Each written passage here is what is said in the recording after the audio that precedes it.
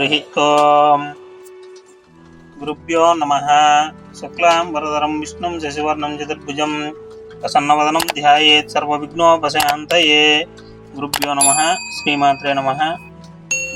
ఈ కార్తీక మాసంలో మనం పారాయణం చేస్తున్నటువంటి కార్తీక పురాణం 27వ అధ్యాయం గురించి ఇప్పుడు విందాం. అత్రి మహాముని అగస్త్యునికి ఈ విధంగా చెప్పి, తరువాత ఏం జరిగిందో చెప్తాను, జాగ్రత్తగా విను అని మరలా ఈ విధంగా చెబుతూ ఉన్నారు.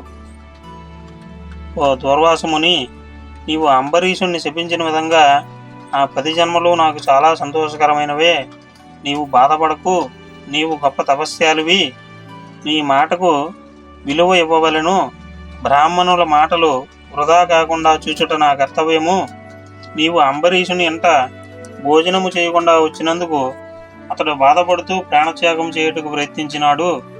ఆ కారణం వలన విష్ణు చక్రము నిన్ను వెంటాడుతున్నది. ప్రజారక్షణమే రాజధర్మము గాని ప్రజాపీడనము కాదు కదా.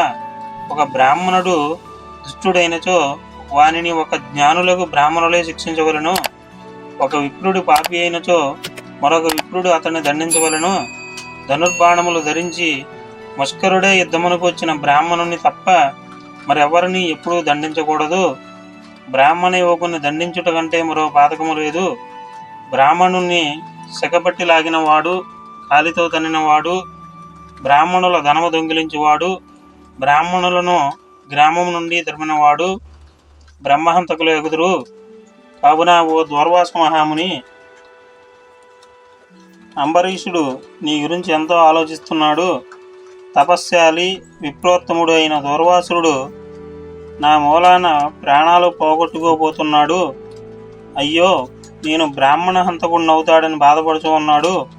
కాబట్టి నీవు వెంటనే అంబరీషుని వద్దకు వెళ్ళుము. ఆ విధముగా మీ ఇద్దరికీ కూడా శాంతి లభిస్తుంది అని విష్ణువు దూర్వాసునకు నచ్చజెప్పి అంబరీషుని వద్దకు పంపాడు. స్కాంద పురాణాంతర్గత విశిష్ట ప్రోక్త కార్తీక మహత్యమందలి 27వ అధ్యాయము 27వ రోజు పారాయణ పూర్తి అయినది. స్వస్తి.